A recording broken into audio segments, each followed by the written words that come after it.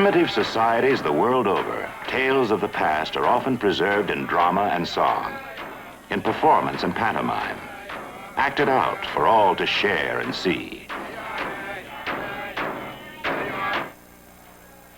For the Eskimo, there is no such thing as a written language, so the art of the dramatist and the storyteller is much admired. Here, history is only as real as the speaking voice, and the past lives mostly in talk, in anecdote and remembered lore.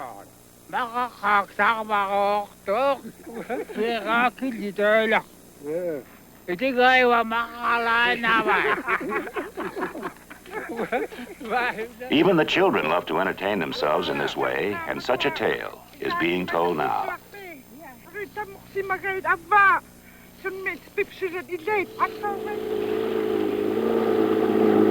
Like most sagas, this one came from the past. People had forgotten how long ago it happened, enough that it was once upon a time. It came to be known as the legend of the brave fawns. It's a favorite among Eskimo youngsters because it's about children. Two children, as it turned out, who had to be very resourceful and very, very brave. Their names were Lolly and Joseph. Not Eskimo names at all, but easy to remember names given them at the mission school. But Joseph and Lolly were Eskimo through and through. And it was their native intelligence and self-reliance that were to be put to the test. Their adventure began quietly enough as a routine hunting expedition along the Arctic coast. Their father was Ningiuk, said to be the best hunter in the village. And if young Joseph wanted to be anything, it was a hunter. Hopefully one as famous as his father.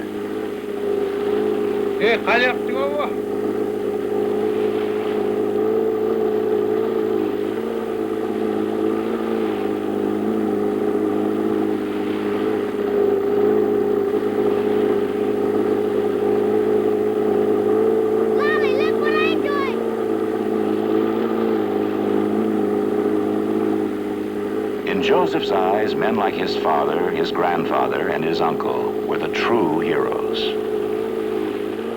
It was generally their hunting feats that were turned into the tribal legends, and he wanted in the worst way to be like them.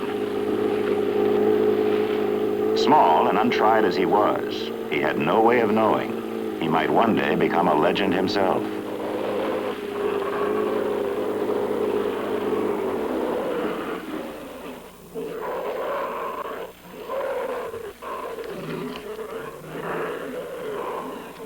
A hunter of long experience, Ningiuk knew the sound for what it was, and soon his spyglass confirmed his expectations. There they were at last, the walrus, moving north on their summer migration.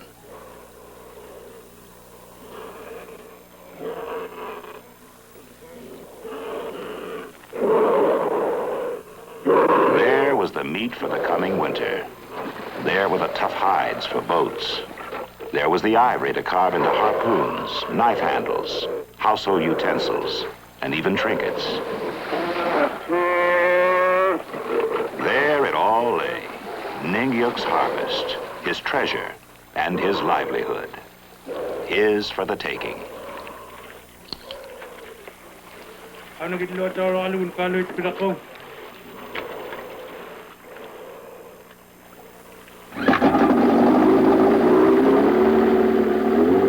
Things first. He knew the walrus were not about to vanish, and so he put in for shore.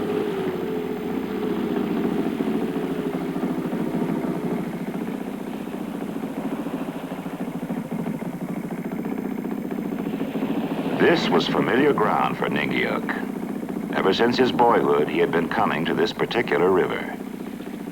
Every summer, he and his people would travel the 200 miles from their home village to set up a temporary camp on this sandbar. It was important to be here, ready and waiting when the walrus came.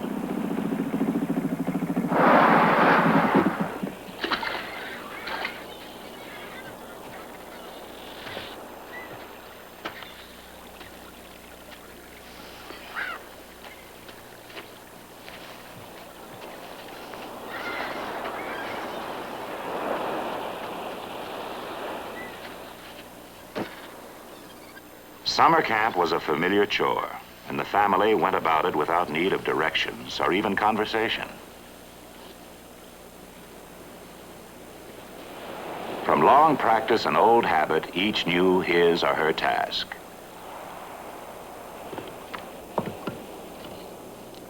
For her part, Lolly had known from the beginning that she would be the watcher of the fire. Since her mother had died 2 winters before, it was taken for granted she would fill a mother's role as fire tender, camp cook, and caretaker, and guardian of her small brother. She definitely would not be going on the hunting expedition. But little Joseph had other ideas and secret hopes. Being Eskimo, hunting was in his blood. Come the day when he could claim his own gun and carry it with him wherever he went, that would be the high point of all his boyish hopes.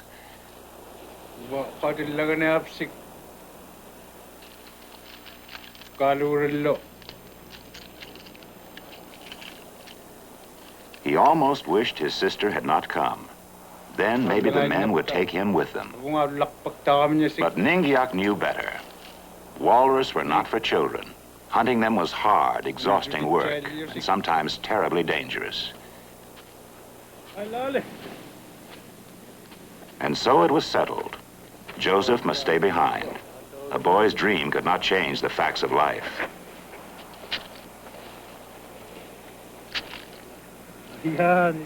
Ningiuk was eager to be off. He would not wait longer, even for a meal. A cup of tea, perhaps, but no more.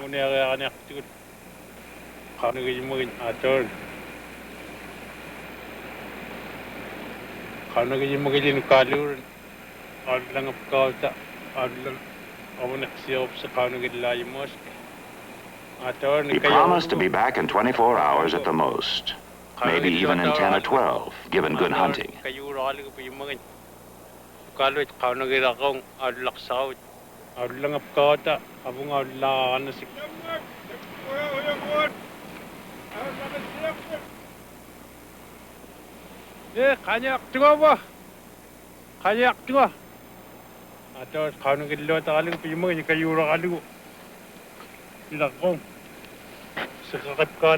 He put Lolly in charge and asked Joseph to mind his sister, and his parting words were, "Keep the fire ready.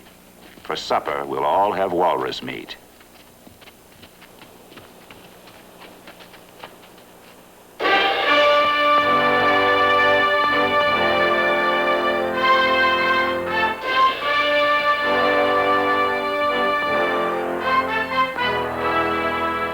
And so Ningiuk and his companions pushed off. There was work to do out on the ice pack. Walrus hunting was the high point of their year. They were eager to get at it.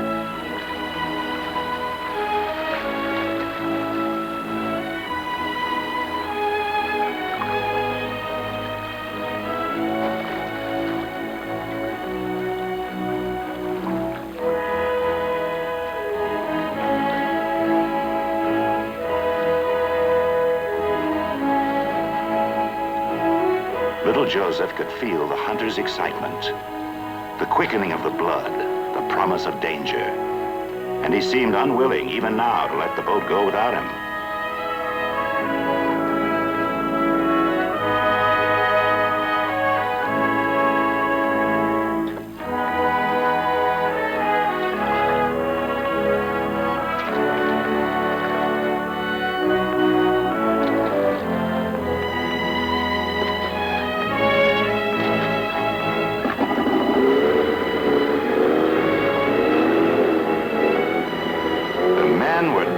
Going.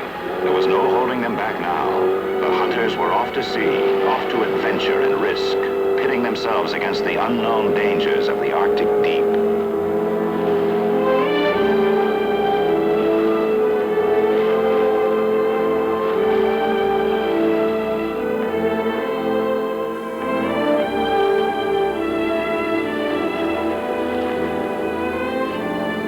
Meanwhile, he, not yet a man, must stay behind and do woman's work. It was bitter gall for a small boy with big dreams.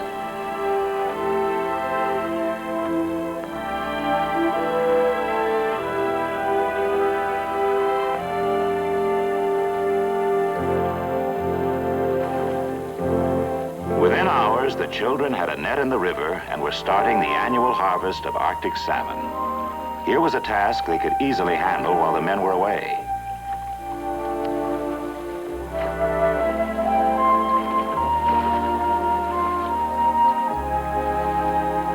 It was as vital that they take a good harvest of these valuable fish as it was that their father take a good catch of walrus.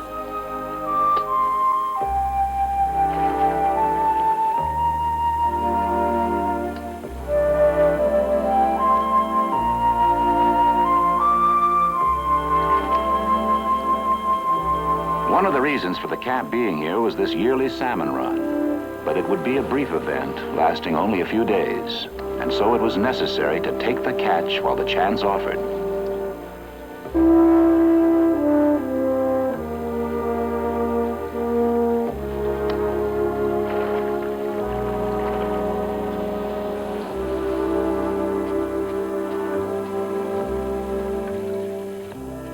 In this land of potential starvation, all food sources counted, and none could be safely ignored or overlooked.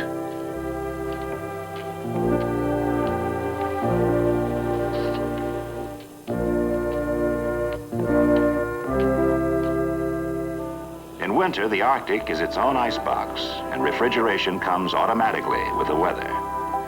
In the time of bitter cold, a fish will freeze stiff in seconds. But in summer, a salmon that must last is best stockpiled after a session in the sun. And long ago, ever since she could hold a knife, Lolly had been taught the art of preparing the catch for drying.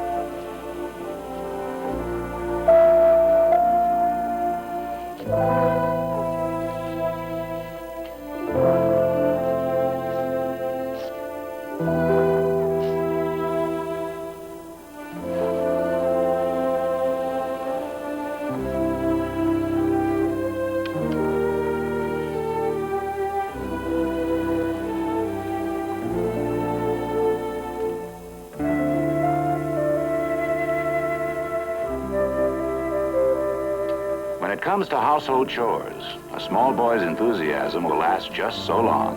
Then he's apt to go off looking for activity that's more fun.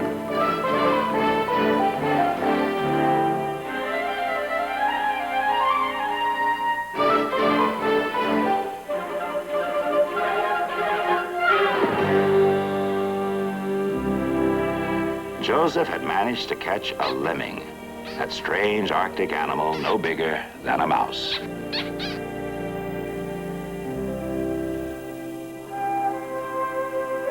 It was unusual to come upon a lone lemming. Generally, they traveled in swarming colonies. This little fellow, it appeared, was either lost or an orphan.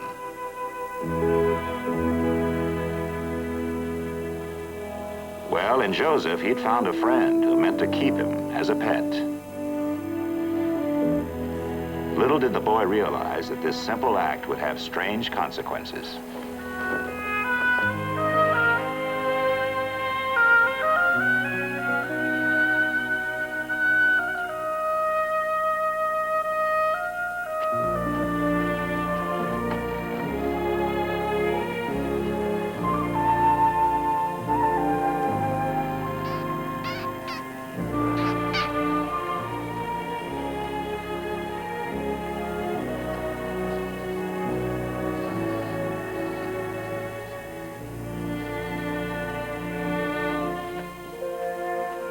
Lolly, meanwhile, put up the last of her fish, and then let her thoughts turn to other matters.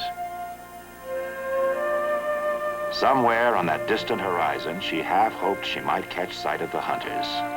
It had been many hours since they left, but as yet there was no sign.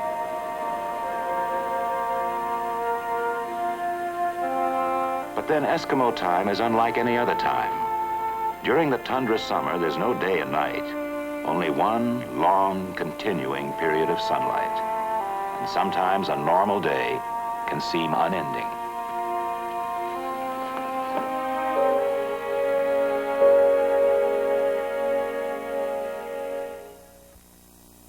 While the children slept, more precious hours slipped by, like the current in the nearby river. But the tundra itself never sleeps, and only rarely the animals upon it. The The Arctic wolf, for one, rests only when gorged. When hungry, he hunts for whatever he can find.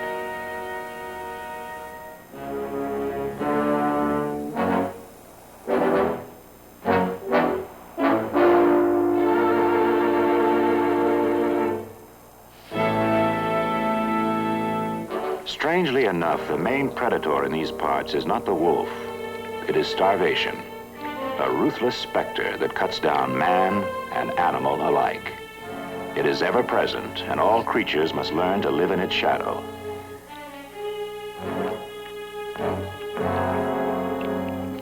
The wolf knows its sharp edge as well as any, and so a windfall such as this must be devoured as quickly as possible. This ravenous kind of hunger is what is meant by the expression, wolfing it down.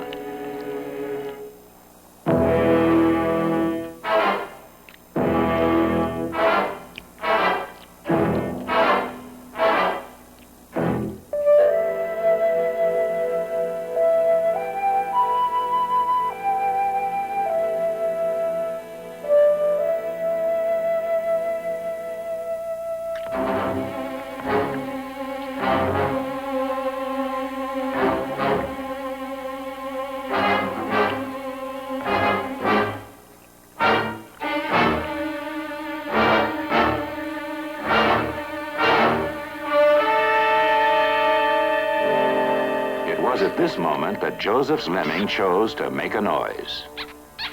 A fatal and final false move.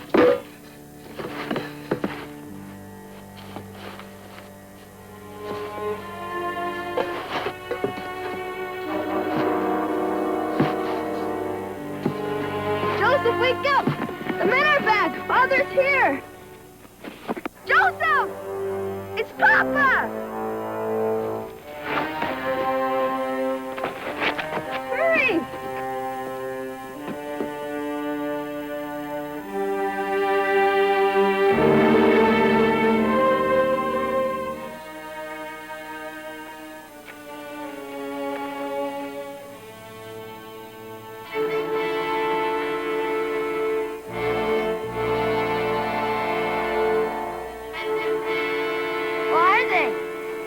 Come.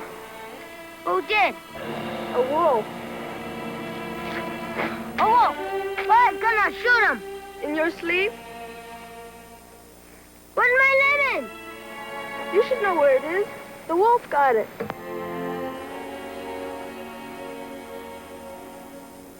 Come on and help me get more fish.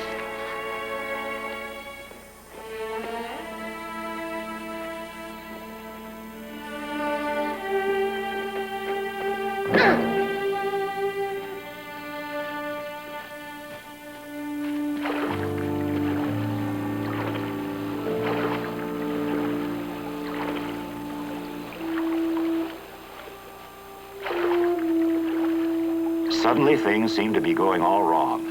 First, a robber wolf, and now some even bolder thieves. Lolly, look! Lolly knew that seals favored a fish diet, but she hadn't expected them to destroy her nets.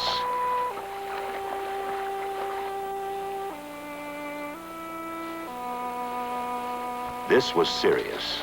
Without a net, no fish. Without fish, no winter food supply.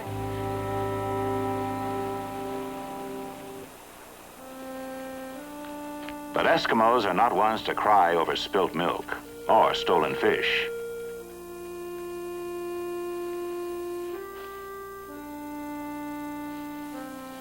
Stoically, Lolly went about the business of taking inventory. First, a calculating of their needs and their chances. If only she knew how long they must hold out.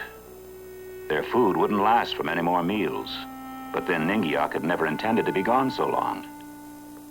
She came to a decision. Until he returned, they must make the tundra itself support them. Not an easy task for two youngsters without gun or guidance to help them.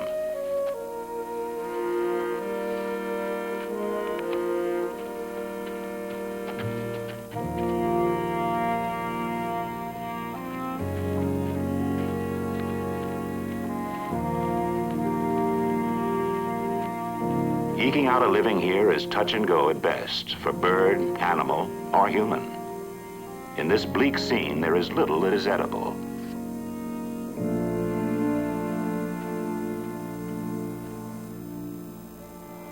Still, tribal experience had taught Lolly's people how to look for things that might escape the untrained eye.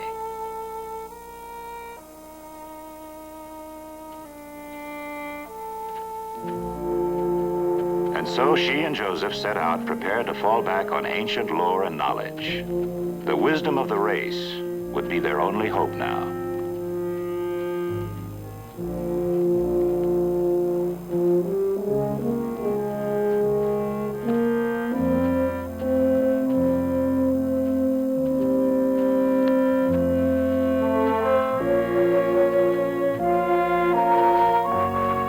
It was no easy matter finding something to eat in this bleak emptiness. It was a challenge, calling for a sharp eye, and sometimes a sharp ear.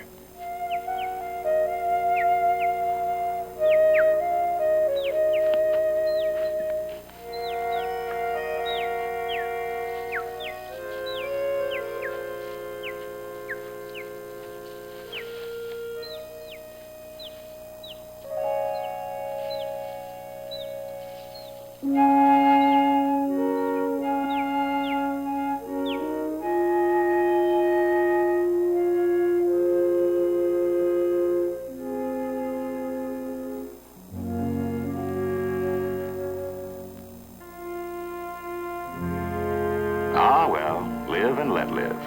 Some things are more for pleasure than eating.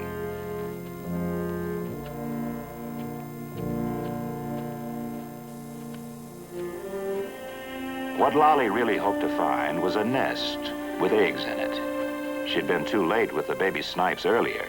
Eggs she might have taken, but not the young birds. She knew it was late for eggs, but she kept hoping. Ah, a hawk. With a nest somewhere?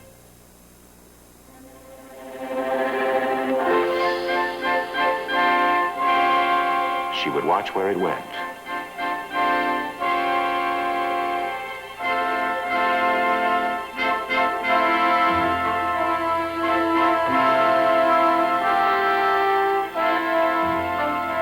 Yes, a hawk with a nest and some ferocious-looking occupants. To say nothing of a guardian hovering very, very near.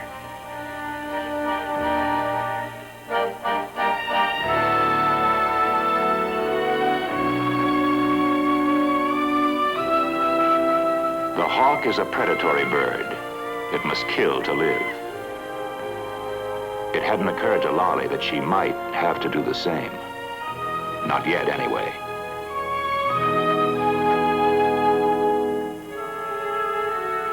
For all her maturity, Lolly was as much a child at heart as her small brother, and she too could enjoy the tundra for its lighter moments. Such things as the little bird that went around turning over rocks for its dinner. Called a turnstone. What else?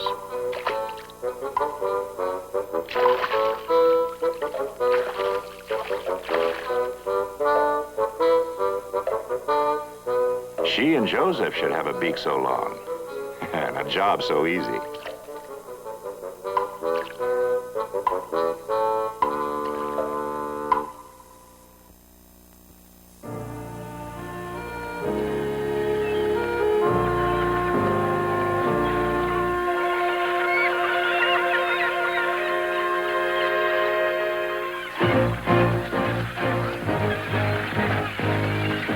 A nesting ground.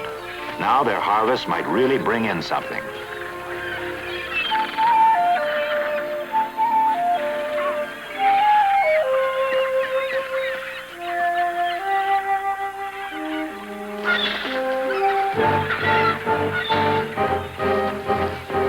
Eggs in abundance, by the dozens, by the hundreds, theirs for the taking. Here was sustenance and supply that seemed bounty without end.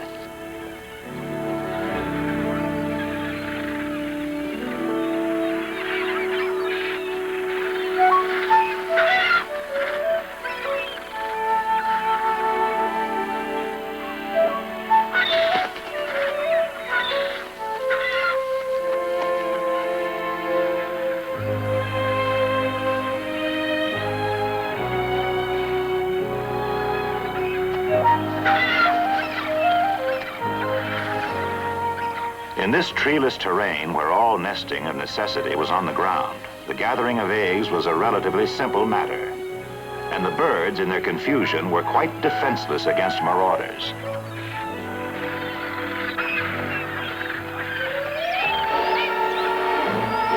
Once in a while, though, a victim would decide to put up a battle, and then the game got more exciting.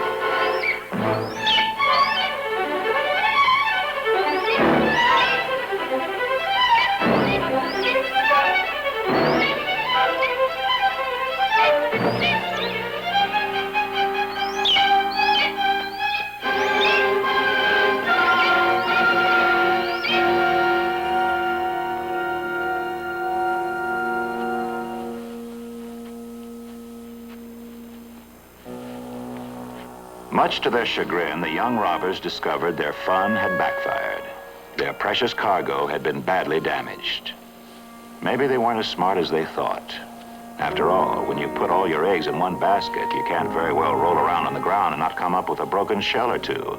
In fact, you may discover you've unintentionally made yourself an omelet.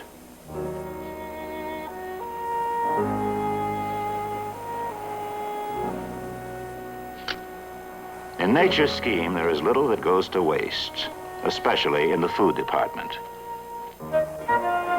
What doesn't suit one will almost certainly suit another. And so it turned out that some wolf pups enjoyed an unexpected feast.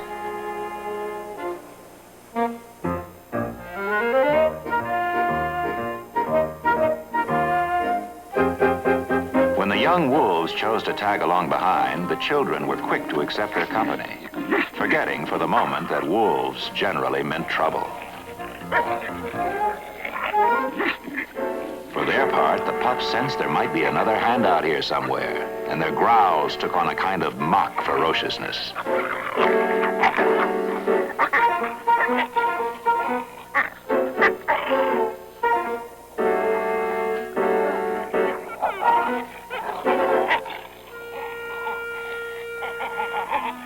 But Lolly might well have obeyed her first instincts. Run,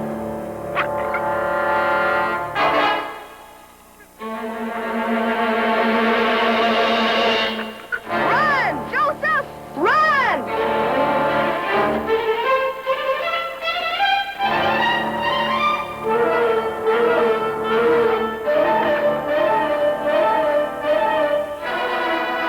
Then a strange thing happened. Their bodies seemed paralyzed by fear, their feet chained to the ground, their arms heavy as lead. The terror of the nightmare was upon them, and they ran as though fleeing a monster in a dream.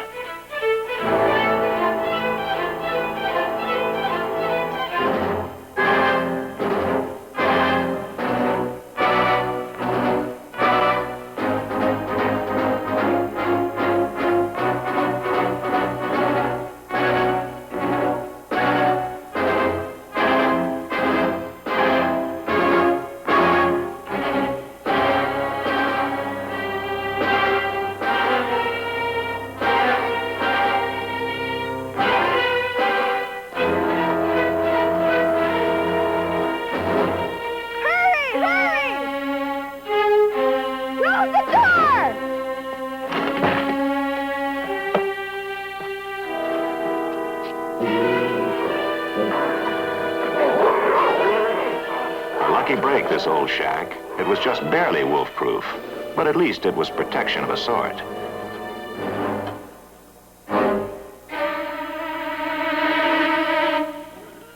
In the confusion and excitement, a development would occur that would put a whole new complexion on the situation.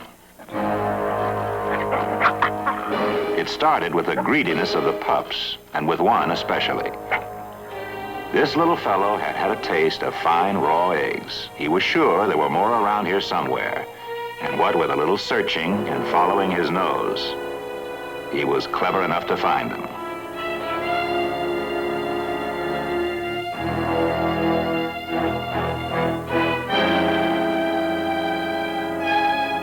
But soon his mother smelled him out. He was inside, she was outside, and this just wouldn't do. Suddenly, she knew the frustration of not being able to reach him, and this brought on a natural reaction of animal anger.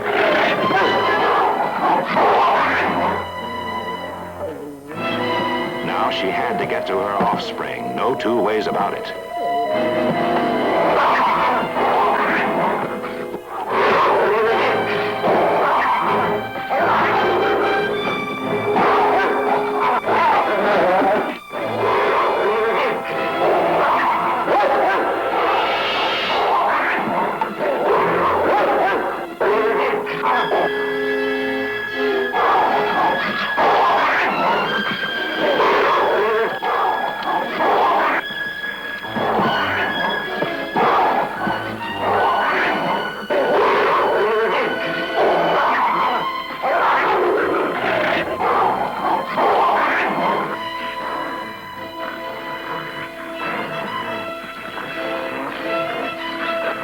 It was Joseph who finally sized up the situation. When in a trap, toss out the bait.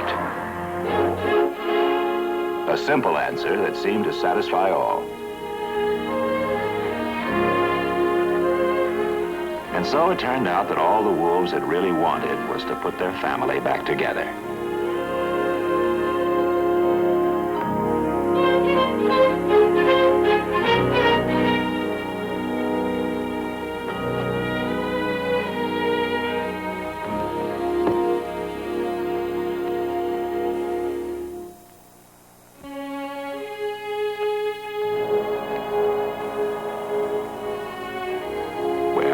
Enough of adventure for one day. It was time to be getting back to camp. Hopefully the men would be there by now. The silent camp came as a heavy disappointment to the children. There was something disquieting about the scene. Something not right. They had thought by now they would find a kettle singing on the fire, the sound of excited voices recalling the hunt, the smell of meat cooking. Instead, emptiness. An ominous emptiness that filled Lolly's heart with foreboding.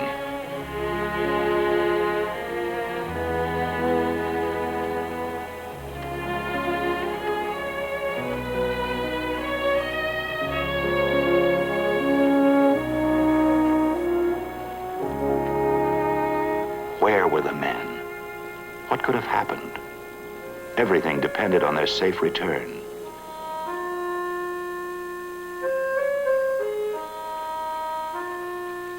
How long since they had left? 12 hours, 24? Lolly had no way of knowing exactly. She carried no watch.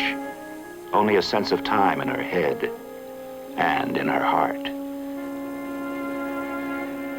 Now a kind of fear began to gnaw on her nerves.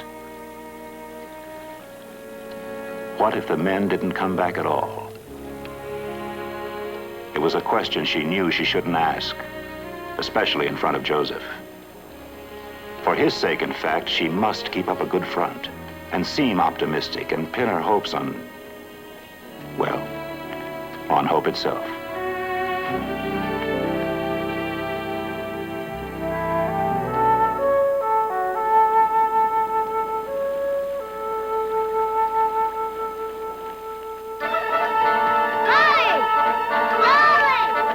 Some hours later, the mood changed, shattered by a small boy's excitement. Lolly had long since learned to take her brother's emergencies with a grain of salt and a smile.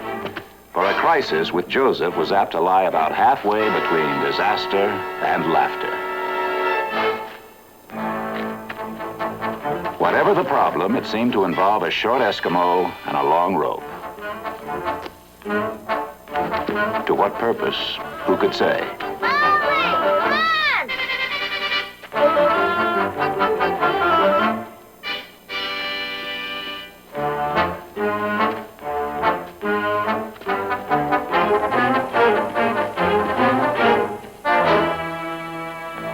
So this was Joseph's discovery, a caribou fawn.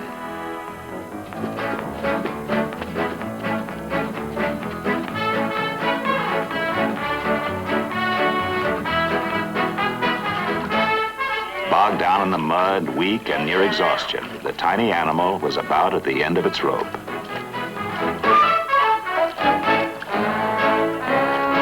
But now, as luck would have it, he was at the end of Joseph's rope, and help was at hand.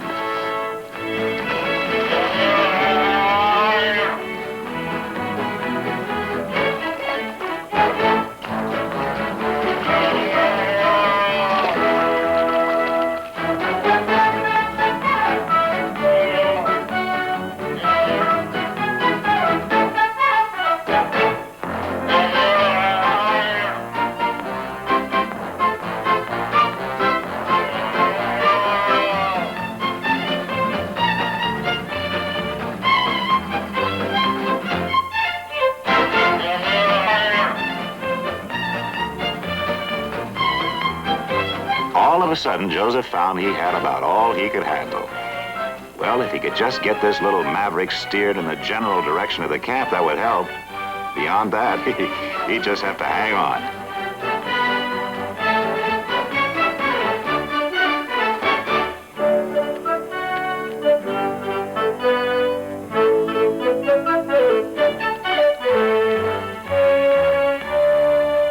Hang on he did, all the way home.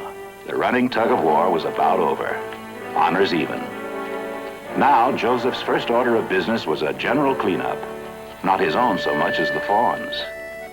He decided he must get the mud off. His fawn, it seemed, needed a bath. And right now.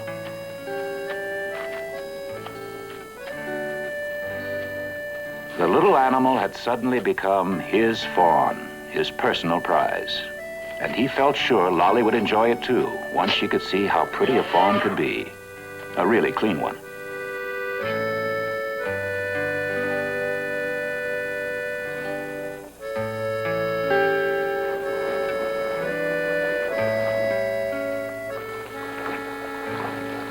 As for the fawn himself, it was a good question whether he needed or wanted more icy water on his back. But the matter wasn't for him to decide. And so, an improvised bath of sorts was had.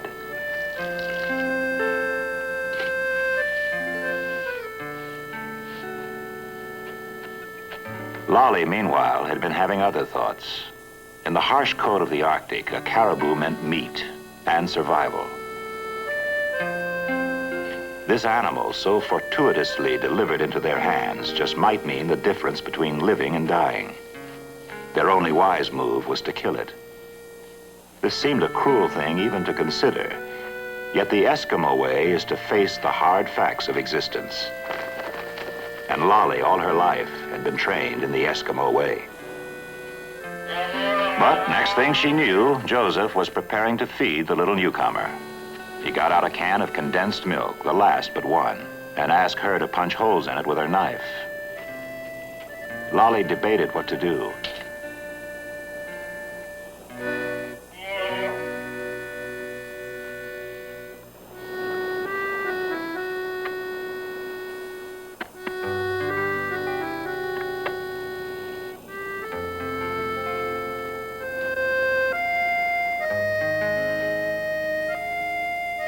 Feeding the fawn would almost compound the cruelty of later killing it.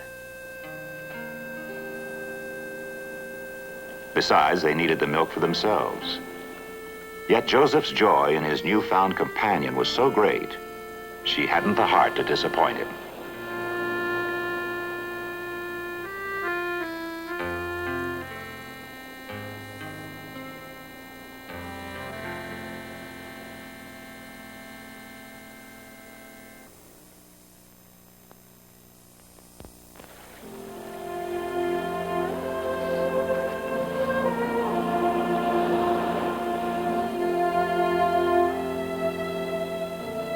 Lolly missed her father more than ever and wished he would return. He would know what to do when she seemed not to. As the hunter of the family, he could have dispatched the fawn without a qualm, and neither she nor Joseph would have questioned the necessity. But now that she must face the decision on her own, it all seemed different and somehow wrong.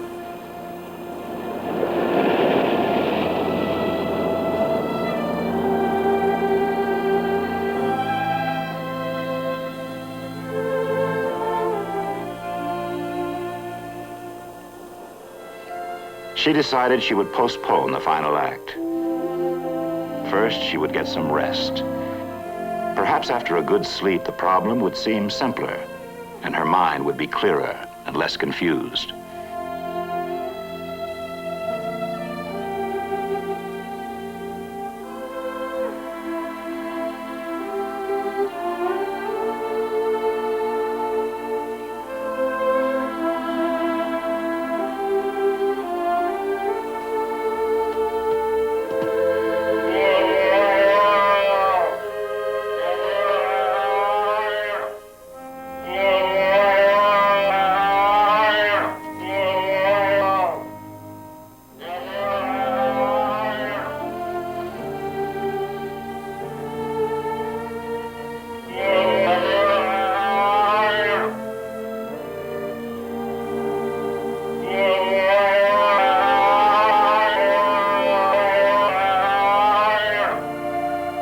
Suddenly, as though materialized out of nowhere, a caribou doe came on the scene.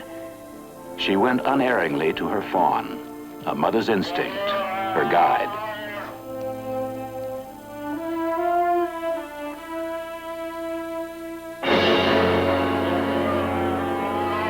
Sounds carry far on the open tundra, especially to those whose sharp ears can interpret their meaning.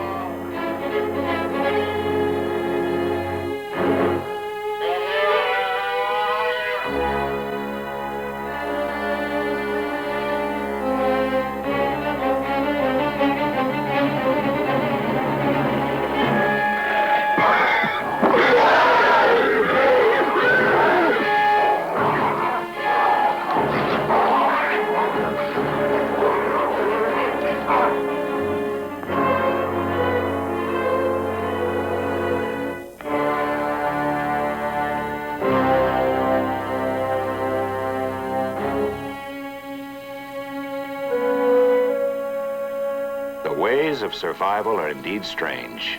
Now Lolly realized she wouldn't have to kill the fawn. The wolf had solved her dilemma for her. Here was the food that could save them.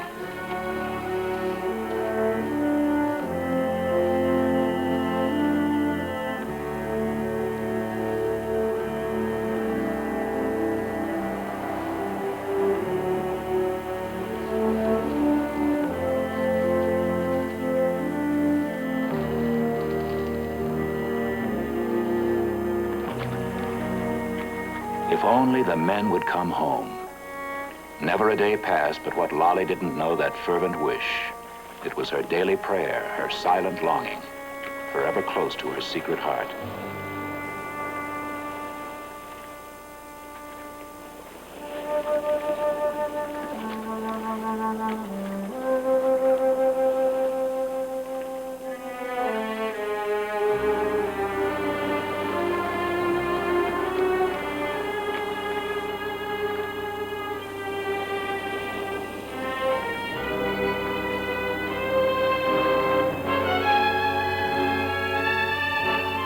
The Eskimo eye is a trained eye, quick to notice the unusual. And one day, Lolly caught sight of something that roused her curiosity. As she came closer, she saw what the strange debris was, the wreckage of a boat.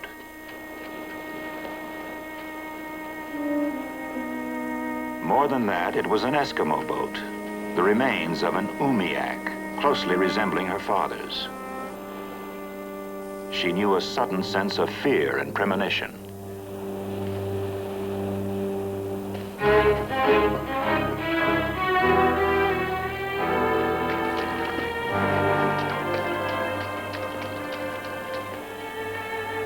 Papa's gas can.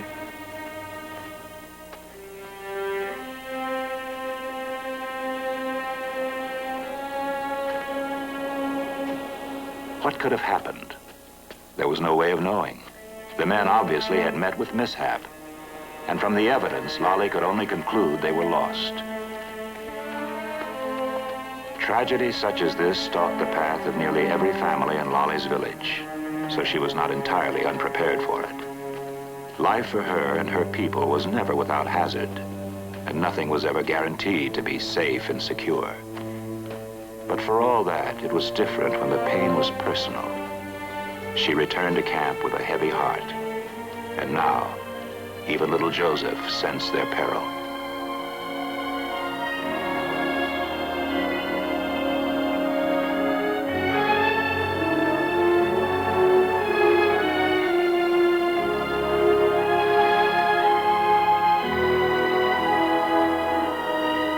What were they to do? Two small, brave fawns, themselves deserted and left on the tundra, every bit as orphaned as the caribou calf they had befriended.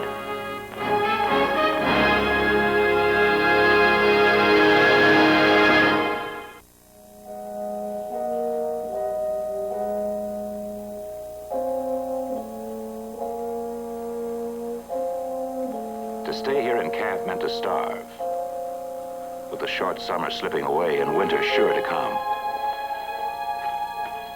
Lolly decided quickly they must strike camp immediately and start the long trek back to their village.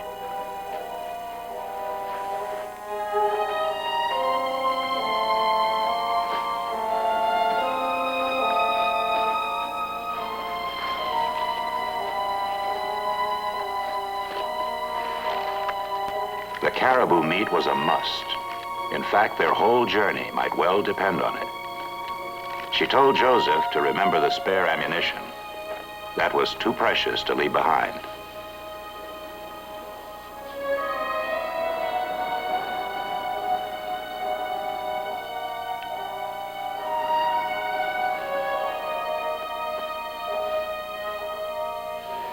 Lolly decided to leave the tent and all the camp gear.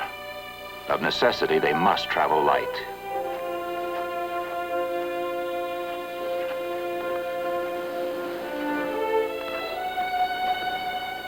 Now the caribou fawn was a liability. He must be turned out to survive or starve on his own. Perhaps if they ignored him, he would go away. Lolly knew she must be firm. There was no longer any place for kindness or pity. And so the brave fawns set out to face their destiny.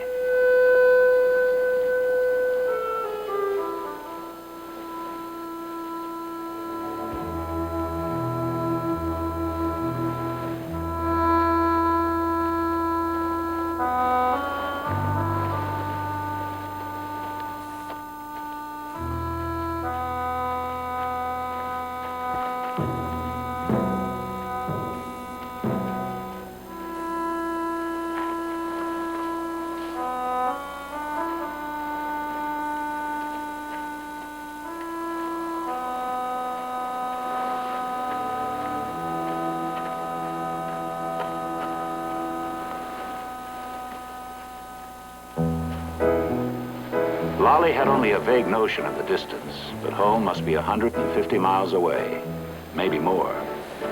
If an early storm were to trap them in the open, they would die of exposure. But it was a chance they had to take.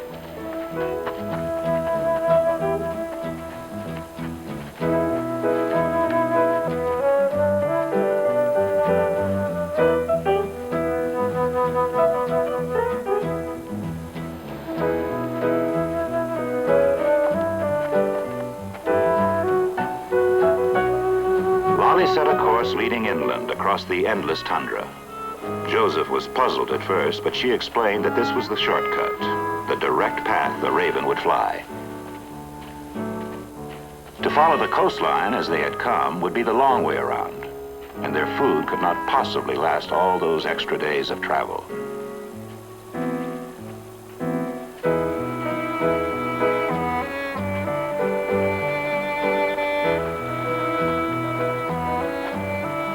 Survival now depended on plain stamina, a shrewd reading of the land and its weather, and in the last analysis, on sheer luck.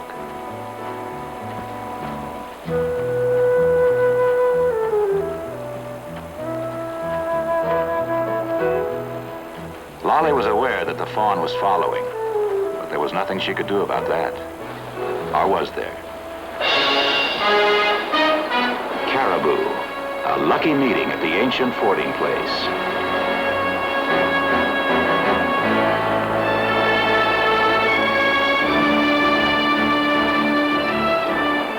The great herd was on the move, and the move was south. For this was the annual migration back to the sheltering forests below the Arctic Circle.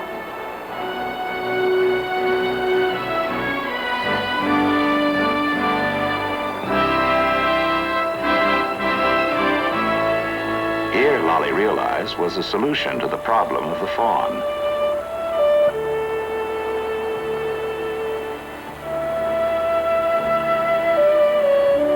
There, with his own kind, was where he belonged.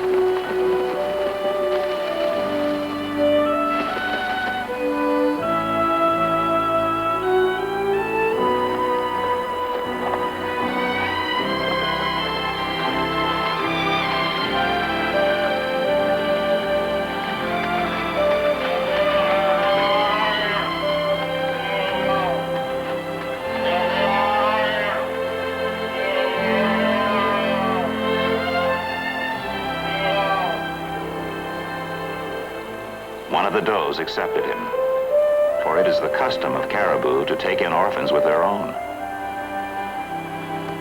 Now, under the watchful eye of the vigilant bulls, the little fellow would have proper escort and protection against any wolves that might be in the neighborhood.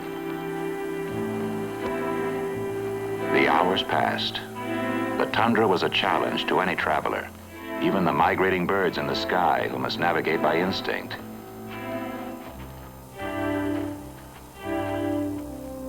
It was as empty of landmarks as the sea itself. Lolly steered her course more by feel than knowledge. She knew that home lay somewhere beyond that distant horizon, and to reach it, they must keep pushing on.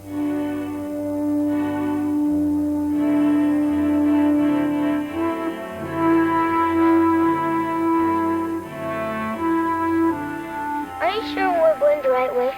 I'm as sure as I need to be. How far is it to home? Don't worry, we'll get there. When? Tomorrow, the next day. That's what you said yesterday. Well, don't think about it so much. Just keep walking.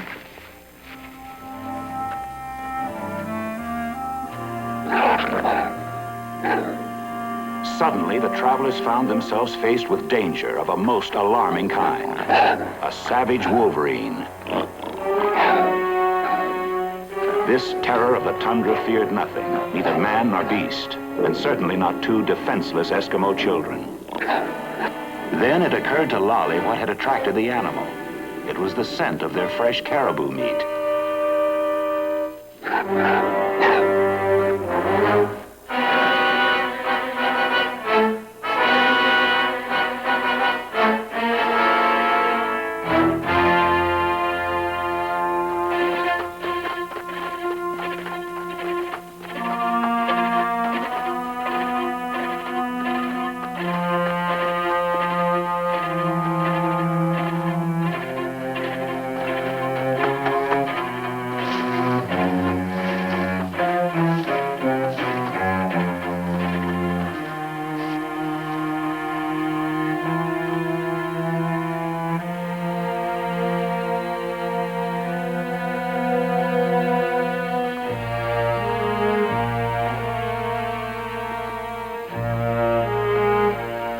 Had the strategy worked? Lolly could only hope so. She had hated to lose their precious ration of caribou meat, but anything to throw the wolverine off their trail. And for the moment anyway, he seemed to have disappeared. Perhaps they could safely catch their breath and rest.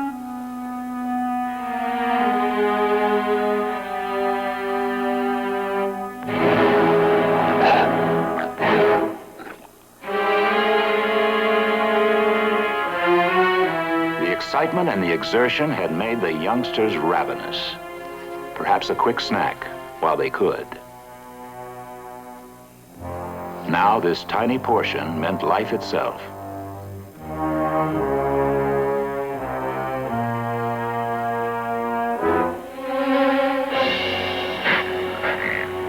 Lolly.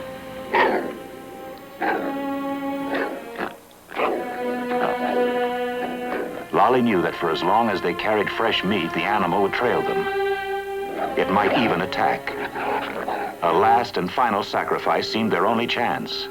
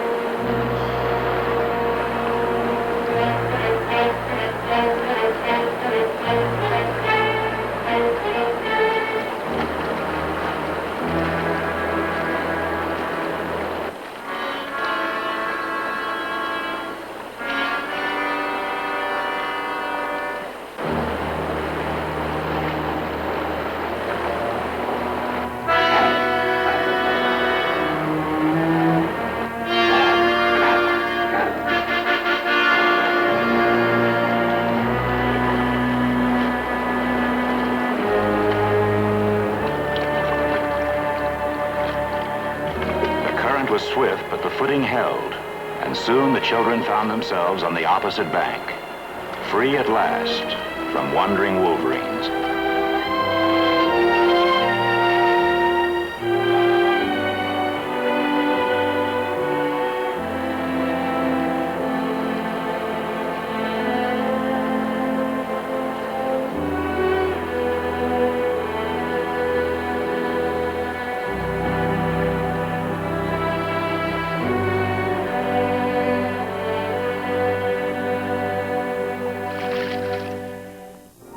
Now that their meat was gone, the children would have to live off the land. No easy task in this bleak and hostile setting. It might be a long time between meals.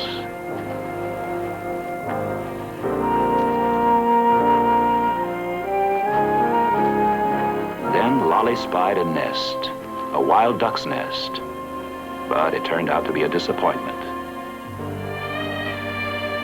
Lolly knew why. Too late for eggs. These had long since hatched into ducklings. Good eating in themselves, she decided, if they could be found.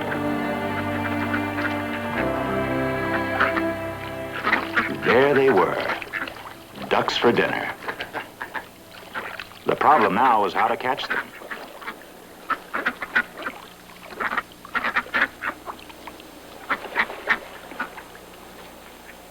Two youngsters on foot, ducks on the pond. It posed a neat dilemma. Lolly's only solution was to try to surround them, take them by surprise, then move in and grab one in the confusion. It seemed as good a plan as any. In fact, there was no other choice. Joseph to go one way, she to go the other.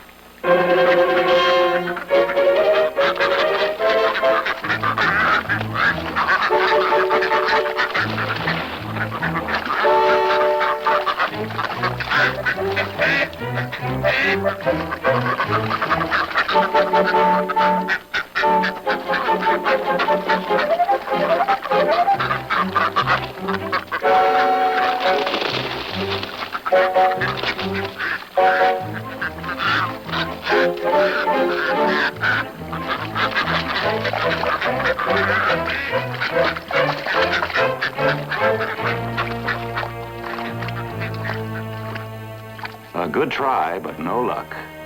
Ducks weren't all that easy to catch, it seemed.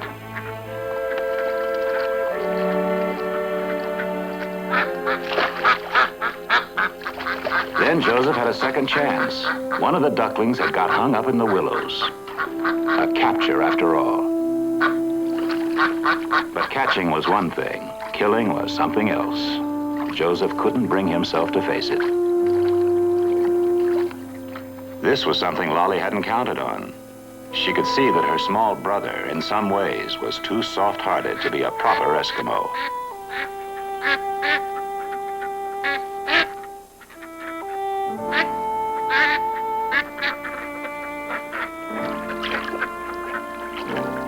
But could she herself kill a thing so helpless? Let it go.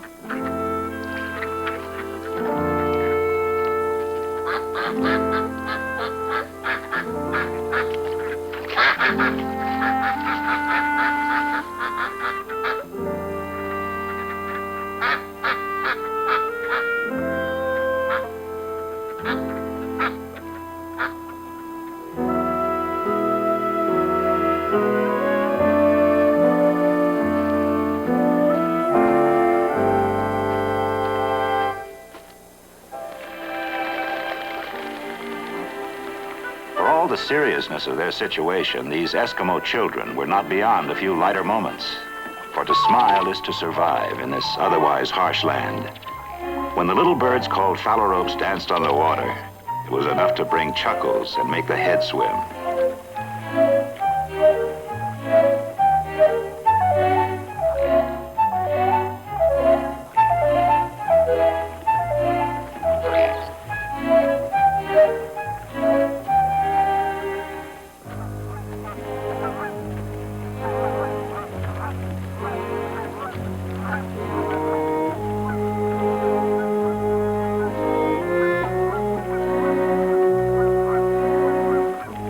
Some days later, and many miles farther on, the children came upon a half-grown goose. No more than a gosling, really.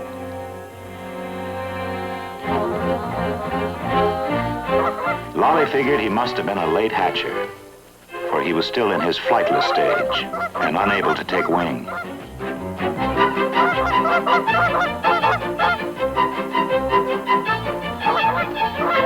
This was a piece of luck. Earthbound as he was no different than they were, and their chances of catching him on the ground were promising, about 2 to 1. And so there began a wild goose chase such as the tundra had never seen.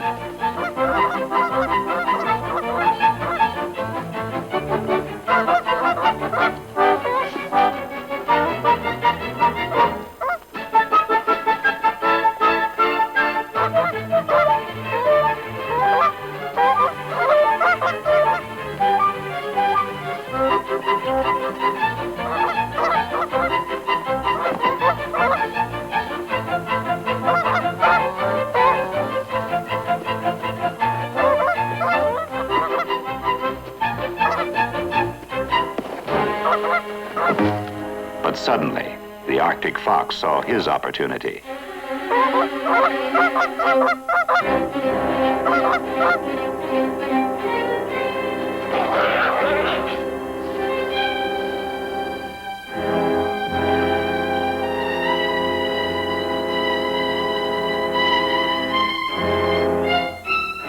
The Arctic dictates its own harsh rules.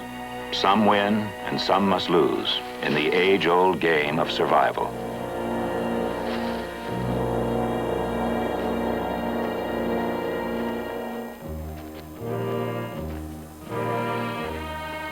As the days went by, Lolly and Joseph became aware of the ancient laws and more began to feel their sharp edge, since they too were competitors in the fight for life. They had become predators like the rest. But of course, to outsmart your prey, you have to see it. And sometimes nature takes care that you don't, by means of camouflage. In the case of some of her creatures, she has carried the art to near perfection. Not perfect enough, perhaps, for Lolly, out of the corner of her eye, had caught sight of the hidden bird. And now she had a plan.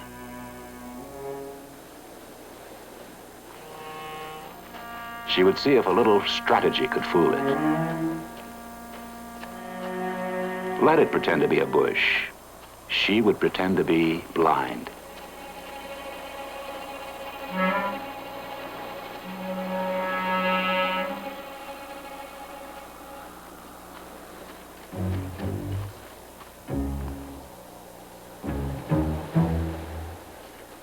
Joseph, of course, was the key to it all. One false move out of him and the bird would explode into the sky and freedom.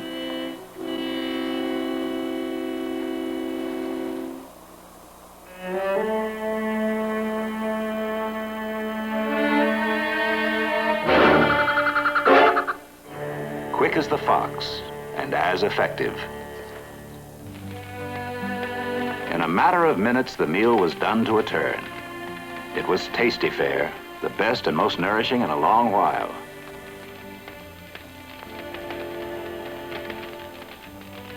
Like ravenous animals, the children fed. No time for talk, and no telling when they might eat again.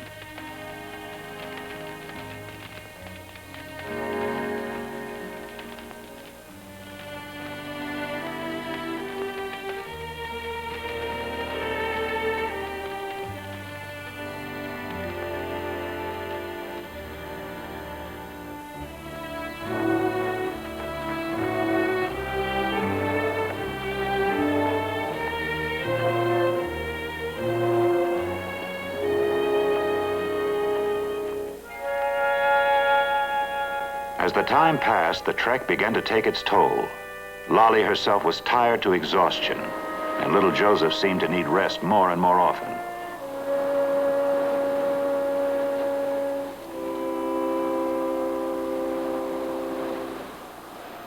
She let him sleep as much as she dared, but she knew they must press on. It was their only hope. Wait. Wake up, Joseph.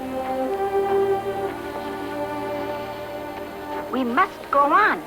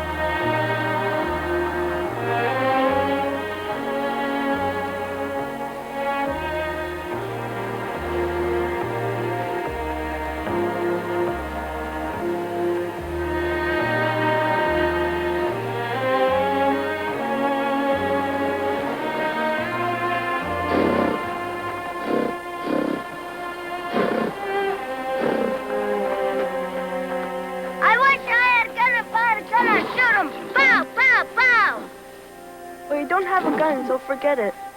I bet I could kill him as good as Papa. Stop talking so much. You know what I'd do if I had... Quiet. I'll sneak up on him and I would... Stand still and be quiet. Now he sees us. I see him too. Pow, pow, pow! Shh. You're making him nervous. When animals get nervous, they get dangerous. He can't scare me. But he scares me. Now do what I say and be still.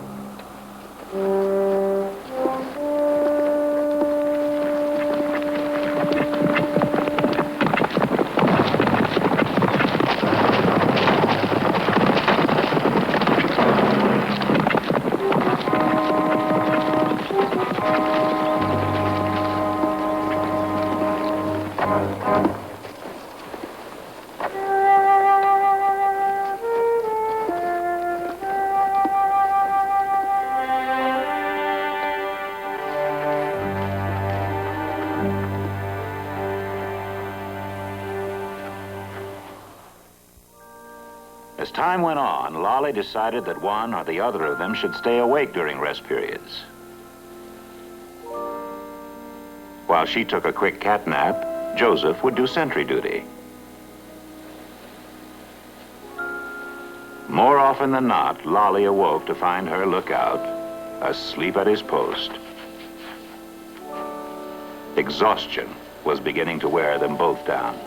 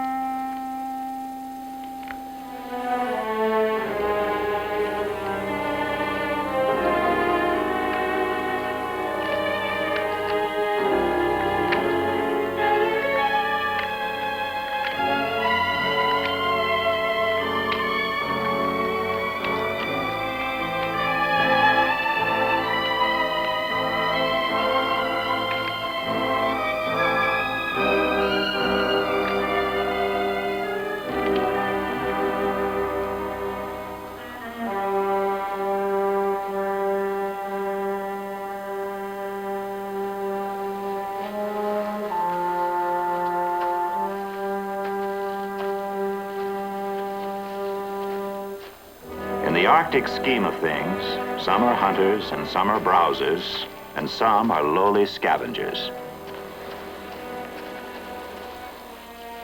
Now, out of necessity, the children had become scavengers. But this was no time to be squeamish. The meat was fresh killed and would nourish hungry humans as well as wolves.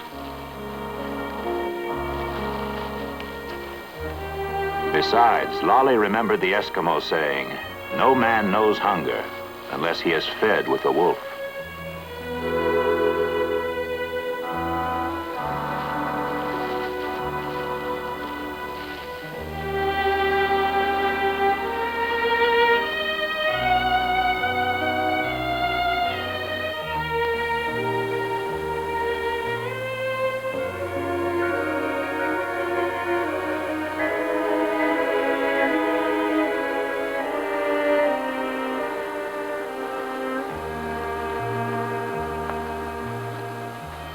As the days passed, it began to get colder and colder.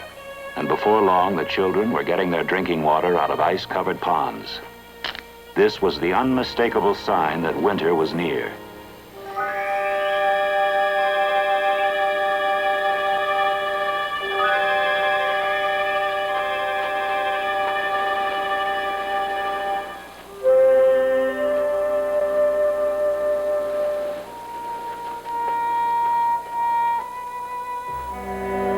Obviously, there was to be no staying of winter's icy hand. Sure enough, blackness came down out of the north. The winds began to moan. Yet the brave Eskimo youngsters kept on going, putting one foot in front of another, step by step, day after day. As long as they could stay on their feet, they must somehow keep traveling. It was their only hope.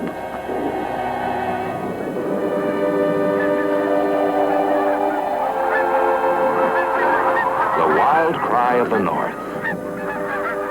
She knew what this meant. The geese were leaving. They were on their way back to warmer regions far to the south.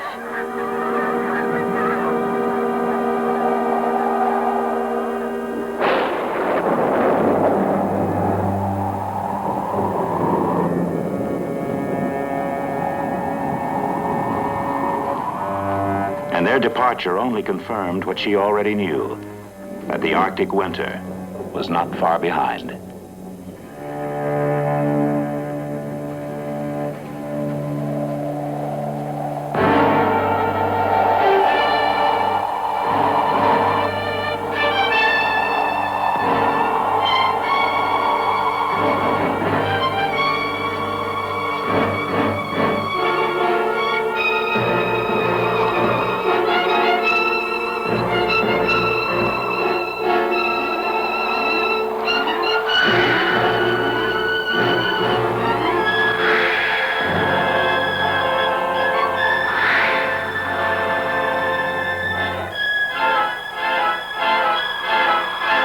As the blizzard mounted in fury, Lolly decided they must find temporary shelter.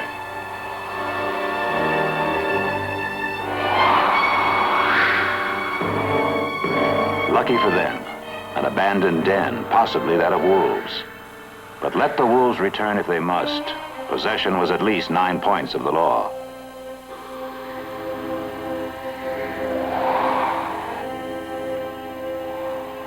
Lolly?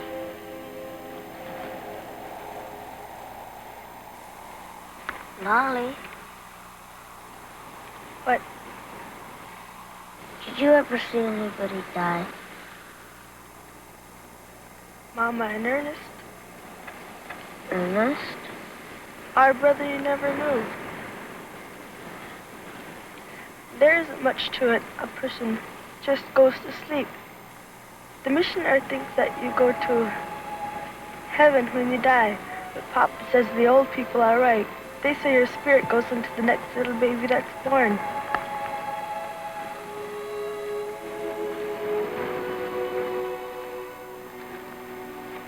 We will get home.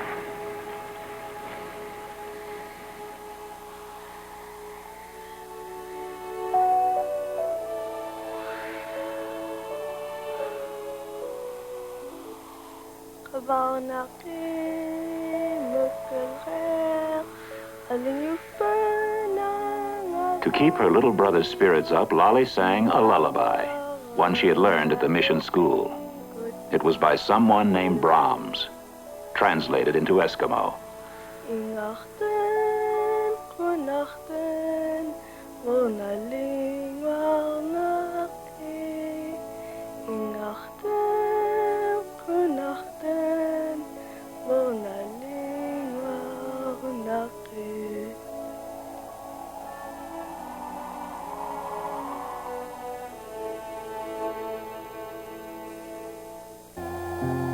Now Lolly had made up her mind what to do. She knew how foolish it was to try to continue cross-country in the time of the Arctic whiteout. That combination of conditions when sky and land are the same color, when there is no horizon to be seen or distinguished, when men have been known to get confused and finally lost, and then to perish.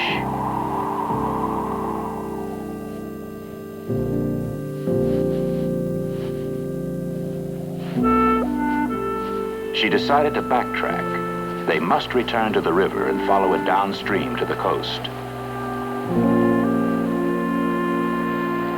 That way, at least, they could maintain a direction and not go in circles.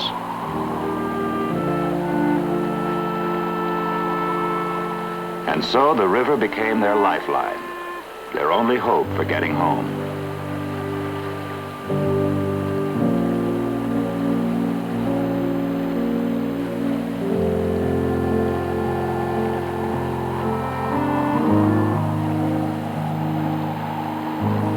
This was something they could follow with confidence, whiteout or not.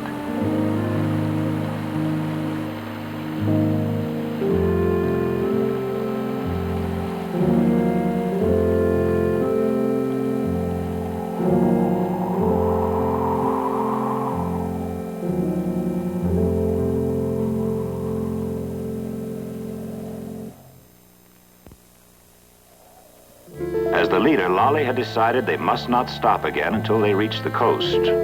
But a small boy's curiosity was still enough to bring Joseph to an occasional halt.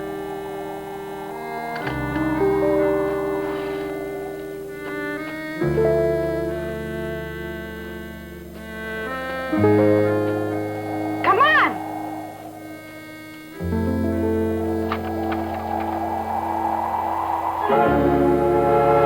Within minutes after the two youngsters had passed this way, their scent was picked up by another traveler of this Arctic wasteland. And the trail they had left behind was an easy one to follow.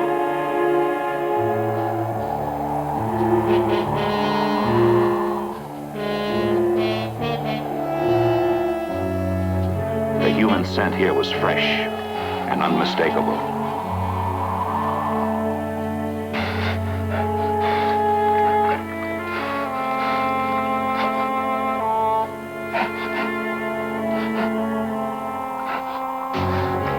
The Great Bear knew there was something in the vicinity that intrigued him very much.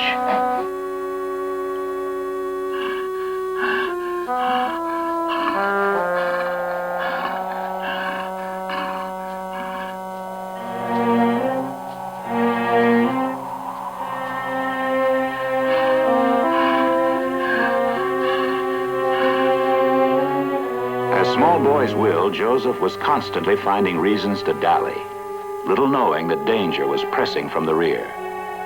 Fatigue, thirst, hunger, these were testing him almost beyond his endurance. Lolly could feel him slowing down, but she knew they must keep going.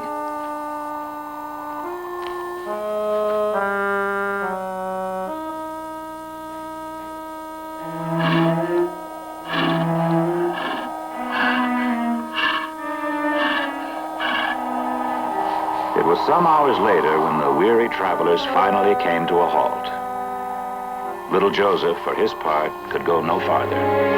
He said nothing, in the stoic Eskimo way, but his sister could sense that he was near exhaustion, even as was she herself. Well, maybe they were through traveling at last. They had reached the sea.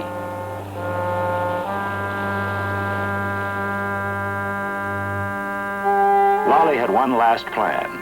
Here on this headland, they would build a beacon fire.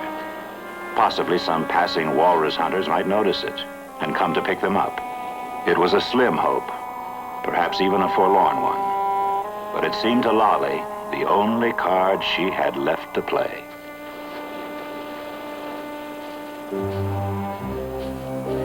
Fortunately, the ocean currents had covered this beach with the flotsam and jetsam of the sea, including great stores of bone-bleached driftwood.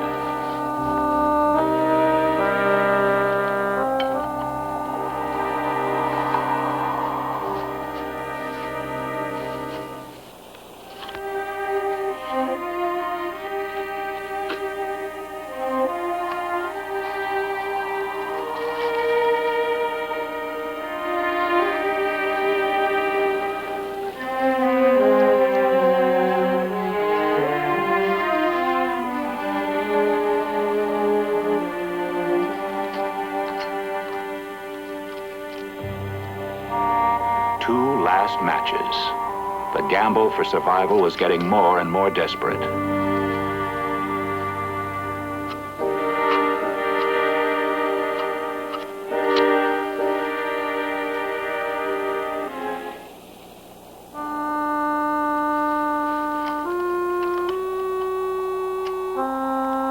One final chance. The spark of life itself.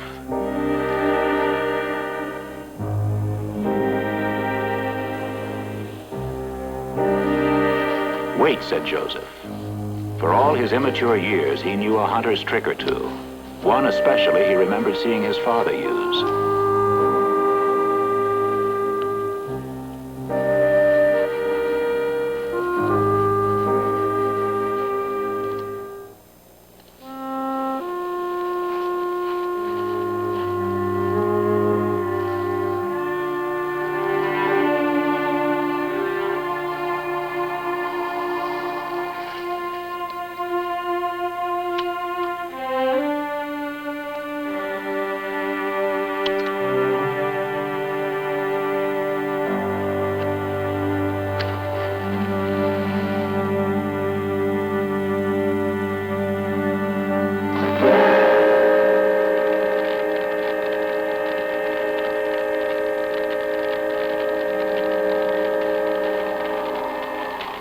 Flame and warmth, cook fire and beacon light, and most important, a gambling chance.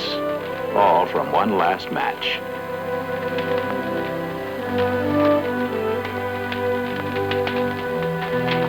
Now the vital question was, would anyone see their signal? And would they themselves see the rescuers?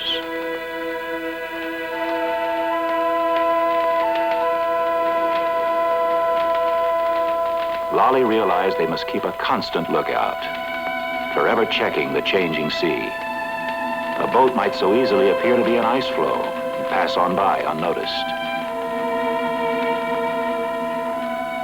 It was their only hope that someone would see their fire, that someone would come to get them.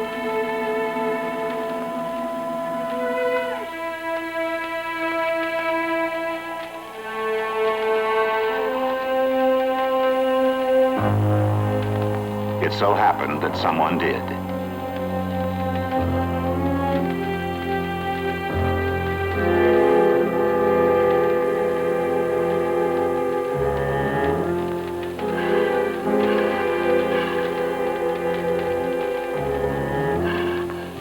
The polar bear is the most deadly animal of the North, a wanton killer who will stalk a human child as though it were just another seal.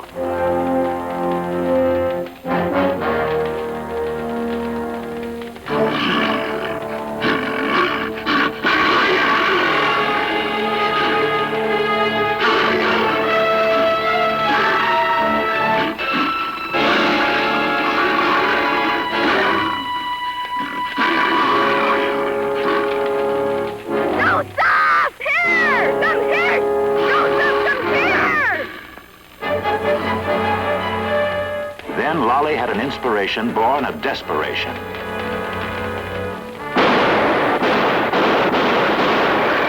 Fleeing in panic, the bear almost collided with three silent figures who had also seen the fire.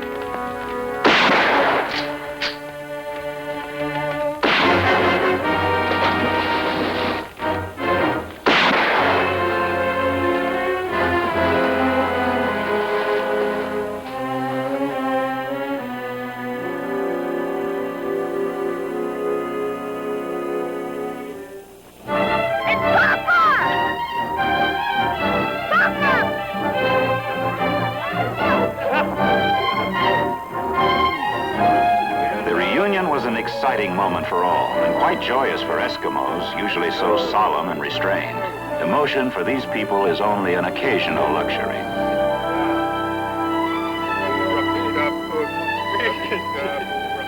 It was Ningiyuk who finally told the hunter's story, of angry walrus wrecking boat, of being marooned on an ice pan, of the wind changing and driving them miles from land for days and days, of finally being driven back to shore.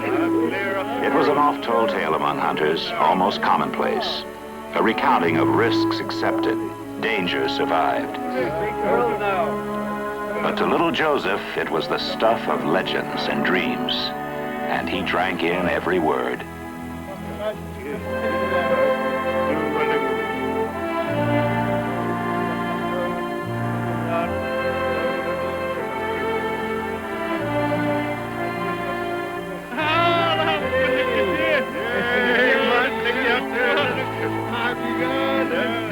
For the starving hunters, food, good, rich caribou meat.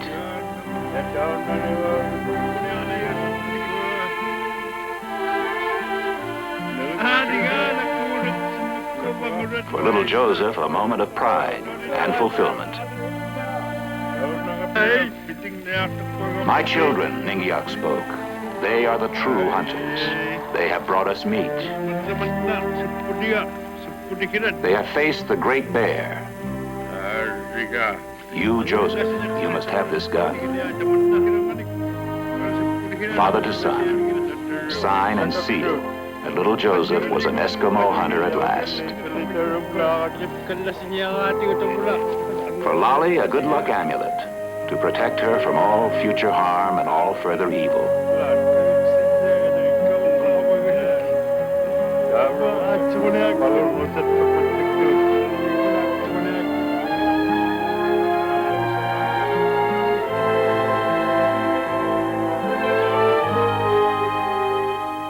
And so ends the legend of the brave fawns, a tale to be remembered and retold again and again when the nights are long and the Eskimo warms himself at the glowing torch of tribal memory.